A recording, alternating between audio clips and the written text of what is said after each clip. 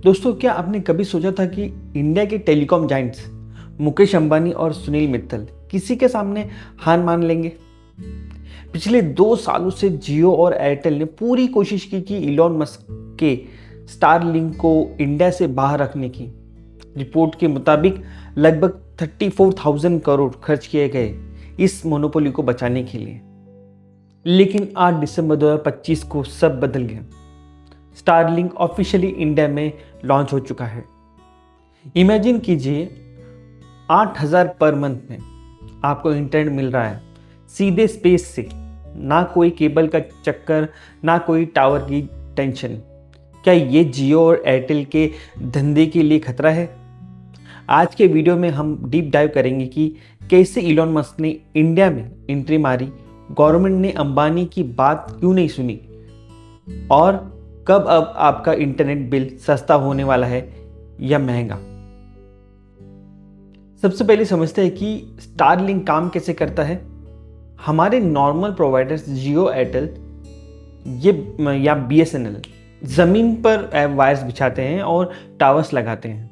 इसे कहते हैं टेरेस्ट्रियल इंफ्रास्ट्रक्चर। लेकिन स्टारलिंक का खेल ही अलग है। स्पेस एक्स ने 7,800 से ज़्यादा सैटेलाइट स्पेस में छोड़ रखे हैं। ये सैटेलाइट्स लो अर्थ ऑर्बिट में होते हैं, ज़मीन से सिर्फ 550 से 1,200 किलोमीटर की हाइट्स पर। कंपैरिजन की बात करें, traditional satellite internet 35,000 kilometre Heights पर होता है, इसलिए लेटेंसी मतलब डिले बहुत ज़्यादा होती है, लगभग 600 ms। स्टारलिंक, इसकी लेटेंसी सिर्फ 20 से 40 मिली सेकेंड्स है, मतलब गेमिंग और वीडियो कॉल्स एकदम स्मूथ। ग्लोबल स्पीड्स की बात करें तो केन्या में 100 Mbps और यूरोप में 135 Mbps तक की स्पीड मिल रही है। सीधे आसमान से आपको बस एक सैटेलाइट डिश चाहिए जो साफ आसमान को देख सके, मतलब क्लियर स्काई को देख सके। इंडिया में एंट्री इतनी आसान नहीं थी। अक्टूबर 2024 में रिलायंस जियो ने डिपार्टमेंट ऑफ टेलीकॉम कम्युनिकेशन को एक लेटर लिखा। उनकी डिमांड थी कि सैटेलाइट स्पेक्ट्रम का ऑक्शन होना चाहिए। जियो का आर्गुमेंट सिंपल था, हमने बिलियंस ऑफ डॉलर्स खर्च किया है 4G 5G स्पेक्ट्रम के लिए, तो स्टारलिंक को फ्री या सस्ते स्पेक्ट्रम क्यों मिले। सुनील मित्तल ने भी यही कहा। लेकिन यहाँ एक ट्विस्ट आया। स्टारलिंक का लॉजिक यह है कि स्पेक्ट्रम शेयर होता है, उसे ऑक्शन नहीं किया जा सकता। 16 अक्टूबर 2024 को टेलीकॉम मिनिस्ट्री ज्योतिरादित्य सिंधिया ने अनाउंस किया कि स्पेक्ट्रम ऑक्शन नहीं होगा। यह अंबानी और मित्तल की पहली बड़ी हार थी। इलॉन मस्क ने ट्विटर पर बस एक वर्ड लिखा, थैंक यू इंडिया। अब सवाल आता है, गवर्नमेंट ने जियो एयरटेल की बात क्यों नहीं सुनी? रीजन है डिजिटल इंडिया। इंडिया में आज भी लगभग 63 करोड़ लोग ऑफलाइन हैं। इन रिमोट एरिया में फाइबर केबल बिछाना बहुत महंगा है।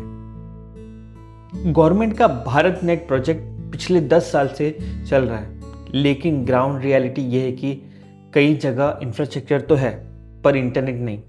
स्टारलिंक इस गैप को एक दिन में फील कर सकता है, चाहे आप लैंड की चोटी पे रहो या समुद्र के बीच में, स्टारलिंक आपको कनेक्ट कर देगा।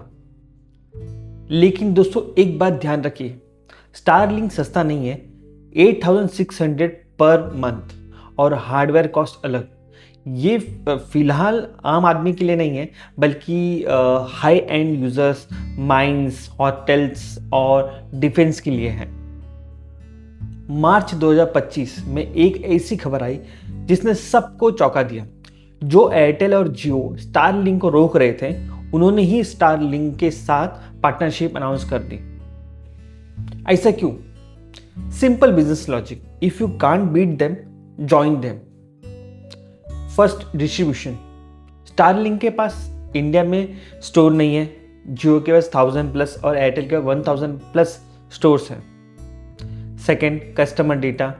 इस पार्टनरशिप से जियो एयरटेल को पता रहेगा कि कौन स्टारलिंक यूज कर रहा है।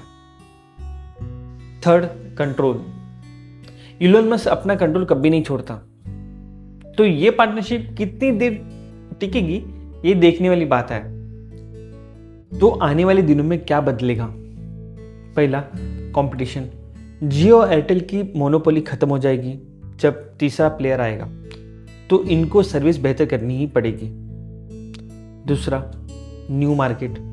एयरटेल इंटरनेट और मैरीटाइम शिप्स में अब इंडिया में रिवॉल्यूशन आएगा। Third, disaster management.